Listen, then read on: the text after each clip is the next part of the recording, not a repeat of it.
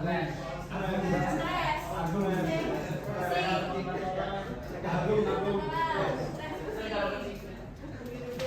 kalau dari gambar ini kalian mau belajar tentang apa? Pengangguran. Ya benar. Pengangguran. Nah, sebelum itu kalian tahu nggak pengangguran itu apa? Nggak kerja, terus? Kerjanya nanti doang. Kerjanya main doang. Terus? Lagi? Apa?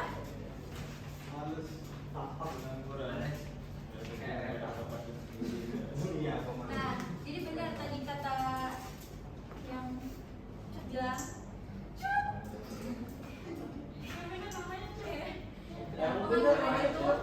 Pengangguran itu adalah orang yang tidak mempunyai pekerjaan, orang yang sedang mencari pekerjaan, atau orang yang sedang memulai usaha.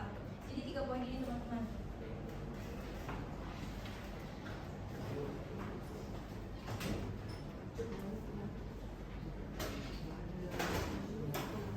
Jadi 3 poin ini adalah kata kunci untuk pengangguran sendiri.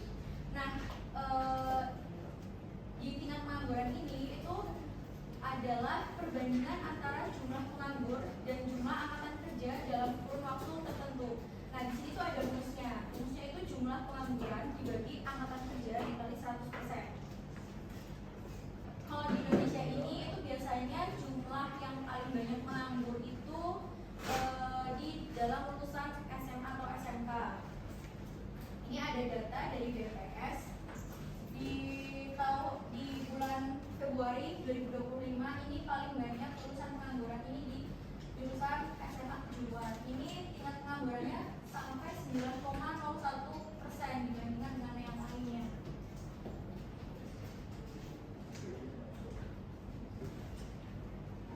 Di sini ada 2 jenis pengangguran.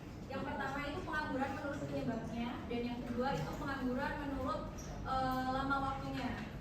Nah, pengangguran menurut penyebabnya itu ada 4 teman-teman. Yang pertama itu ada pengangguran konjungtur atau siklis. Biasanya pengangguran konjungtur atau siklis ini itu terjadi karena fenomena ekonomi. Fenomena ekonomi itu misalnya di tahun 2020 itu ada COVID-19. Nah, dari COVID-19 itu karena adanya fenomena tersebut itu mengalami resesi. Resesi ini mengakibatkan perusahaan-perusahaan itu mendapatkan benefitnya itu berkurang drastis dari tahun-tahun sebelumnya. Dan karena terjadinya resesi tersebut itu banyak karyawan yang di PHK, dan karyawan yang di PHK itu menjadi pengangguran. Gitu. Terus yang kedua itu ada pengangguran secara struktural. Pengangguran secara struktural itu apa? Pengangguran yang terjadi karena kegiatan ekonomi. Dan yang ketiga itu ada pengangguran friksional.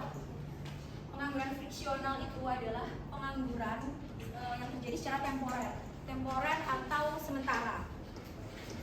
Biasanya pengangguran friksional itu dari orang yang baru lulus.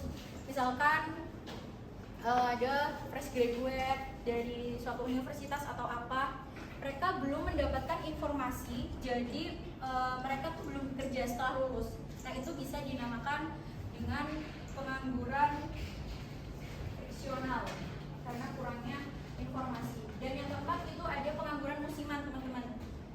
Biasanya pengangguran musiman itu terjadi karena perubahan musim. Biasanya mereka yang kerjanya di sektor pertanian, di sektor perikanan, dan lain sebagainya. Dan di sini ada pengangguran menurut waktu lamanya. Itu dibagi menjadi 3. Pengangguran terbuka atau open unemployment. Ini biasanya situasi orang yang tidak bekerja atau tidak mencari pekerjaan sama sekali. Lalu yang kedua ini ada pengangguran underemployment. Biasanya orang yang bekerja tapi tenaganya kurang dimanfaatkan diukur dari kekurangan jam kerja, misalkan kayak freelancer. Mereka tuh kerjanya cuma di pagi atau di sore hari doang, jadi nggak full time, jadi tenaga untuk bekerjanya itu kurang. Lalu yang ketiga ini ada pengangguran Ini terjadi karena tenaga kerjanya ini tidak bekerja secara optimal. Nah, kondisi ini tuh disebabkan karena ketidaksesuaian antara pekerjaan dengan bakat kemampuannya. Di sini ada dampak dari pengangguran itu sendiri ke pembangunan nasional. Di sini yang pertama itu ada dampak nasional dan pendapatan per kapita. Apabila tingkat pengangguran tinggi, nilai komponen upah itu akan kecil, teman-teman. Nilai pendapatan nasional yang semakin kecil ini mengakibatkan pengangguran, menurunkan tingkat pendapatan per kapita. Lalu yang kedua ini ada penerimaan negara. Nah, salah satu sumber penerimaan negaranya itu adalah pajak. Nah, khususnya pajak penghasilan atau PPh. Misalkan banyak orang yang menganggur, jadi mereka tuh nggak bisa membayar pajak. Nah, jadi untuk pembayaran pajak sendiri itu akan menurun dan akan berimbas pada pembangunan nasional. Lalu yang ketiga itu ada beban psikologis. Nah, semakin lama seorang menganggur, maka beban psikologisnya itu harus ditanggung. Secara psikologis, orang yang menganggur itu mempunyai perasaan tertekan sehingga berpengaruh terhadap perilaku dalam kehidupan sehari-hari. Misalkan kayak misalkan ya ayah kalian tuh menganggur, sedangkan kalian tuh misalkan 3 bersaudara atau 4 bersaudara, jadi memiliki beban yang memiliki beban, anaknya harus dibayarkan sekolah, istrinya harus dikasih makan. Dia menganggur secara lama dan itu berimbas kalau misalkan anak-anak menganggurnya secara lama itu kalian gak bisa sekolah lagi sekolah. Jadi ayah kalian itu memiliki beban psikologis gitu. Terus yang keempat itu ada biaya sosial. Jadi makin besarnya jumlah pengangguran, ini makin besar pula biaya sosial yang harus dikeluarkan, mencakup biaya atas peningkatan tugas medis, biaya keamanan, dan biaya proses keadilan akibat meningkatnya tindak kejahatan. Kalau banyak pengangguran itu, orang-orang itu semakin nekat, teman-teman. Apapun tuh bisa dihalalkan. Misalnya nyopet dan segala macamnya. Nah, kan tadi udah dijelasin tentang pengangguran.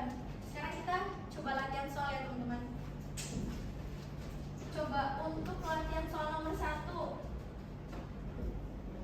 Yang benar apa? Oke. Lanjut ya, teman-teman. Kalau nomor 1, pengangguran yang terjadi karena kemunduran kegiatan perekonomian sehingga perusahaan mengurangi produksi dan melakukan PHK, itu disebut pengangguran apa? Siklis. Ya, pengangguran siklis. Lagi nomor 2, menurut kalian jawabannya apa? Orang tidak bekerja secara optimal karena pekerjaannya tidak sesuai dengan kemampuan dan jumlah pekerjaan yang digunakan terlalu banyak. Kondisi tersebut merupakan jenis apa?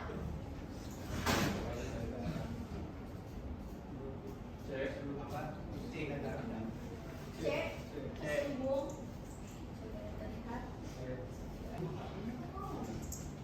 Nomor 4.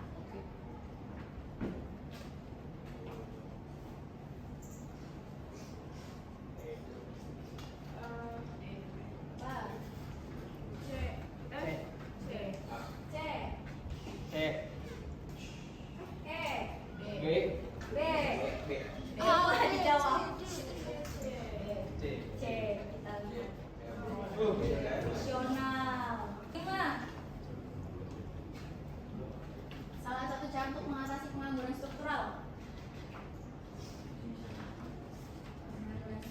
A, B.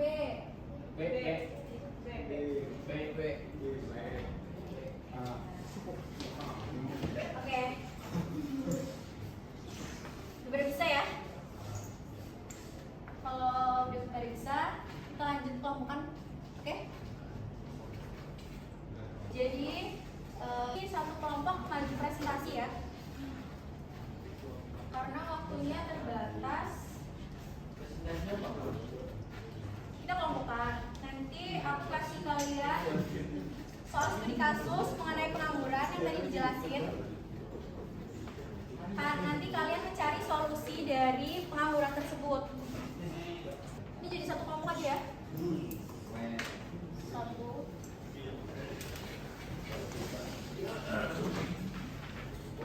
Kelompok dua.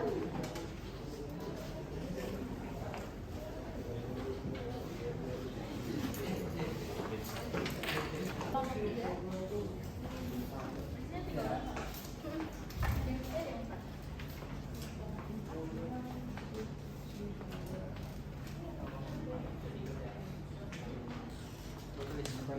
Kelompok 4. Soal. Kalian nyari solusi. Nih.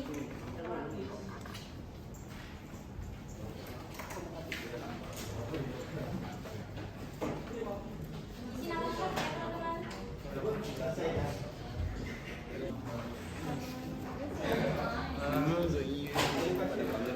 Ini kelompok berapa, Kak? Itu biasanya kelompok berapa yang di belakang? Nah, 3A. Nama? Aku minta alamatnya. Kakak boleh nggak ganti nama kelompoknya jadi Imot?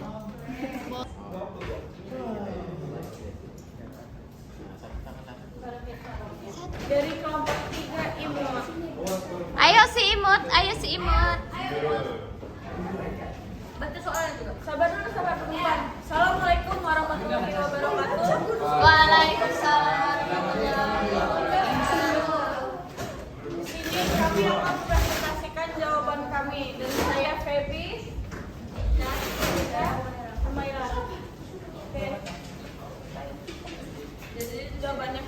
Ini langsung jawabannya apa? Jenis penganggurannya apa? Jenis penganggurannya itu pengangguran fiksional. Nah, solusinya adalah aktif mencari informasi pekerjaan melalui Grabber, website lowongan dan jalan-jalan. Udah. Itu aja kan, Kak? Iya. Ya. Sekian dari kami. Terima kasih. Iya. Baca asumsi Semarang panjang.